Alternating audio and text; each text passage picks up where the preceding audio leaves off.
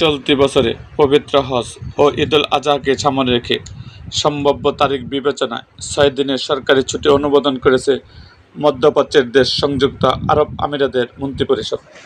সংযুক্ত আরব আমিরাত কর্তৃপক্ষ জানিয়েছে, চাঁদ দেখার উপর নির্ভর করে আরবি ক্যালেন্ডারের শেষ মাস জিলহজ সম্ভবত আগামী 18 মে থেকে শুরু হতে পারে। এই মাসের 10 তারিখে উদযাপিত হয় পবিত্র ঈদুল আজহা, আর এর আগের দিন পালিত হয় আরাফাতের দিন। ওই দিনই হজের প্রধান আনুষ্ঠানিকতা সম্পন্ন হয়, যখন হজযাত্রীরা আরাফাতের প্রান্তরে সমবেত হয়ে অবস্থান করেন। সে অনুযায়ী ধারণা করা হচ্ছে, আগামী 26 মে মঙ্গলবার পবিত্র হজ অনুষ্ঠিত হতে পারে। পরদিন 27 মে বুধবার পালিত হতে পারে পবিত্র ঈদুল আজহা। এই সম্ভাব্য সময়সূচি বিবেচনা নিয়ে সংযুক্ত আরব আমিরাতের মন্ত্রিপরিষদ ছুটির অনুমোদন দিয়েছে।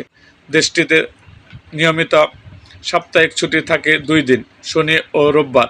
ফলে 30 ও 31 মে পড়ছে সেই সাপ্তাহিক অবকাশে। হজ পালনের দিন 26 মে সরকারের ছুটি হিসাবে নির্ধারিত থাকবে।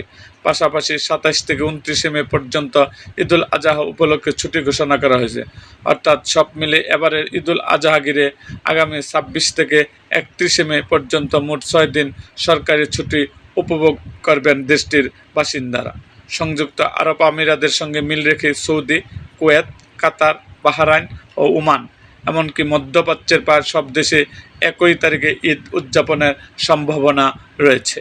বাংলাদেশে কবে হতে পারে ঈদুল আজহা? ভৌগোলিক অবস্থান ও চাঁদ দেখার প্রথা অনুযায়ী বাংলাদেশে সাধারণত সৌদি আরব ও মধ্যপ্রাচ্যের দেশগুলোর একদিন পর ঈদ পালিত হয়।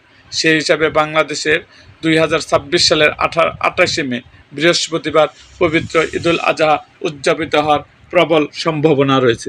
তবে চূড়ান্ত তারিখ নির্ভর করবে জিলহজ মাসের চাঁদ দেখার উপর, যা জাতীয় চাঁদ দেখা কমিটি আনুষ্ঠানিকভাবে ঘোষণা করবে। এরকম আরও ভিডিও পেতে আমাদের মুক্তাগাছার ইতিহাস মিডিয়া ইউটিউব চ্যানেলটিকে সাবস্ক্রাইব করুন এবং পাশে থাকা বেল আইকনটি বাজিয়ে দিন।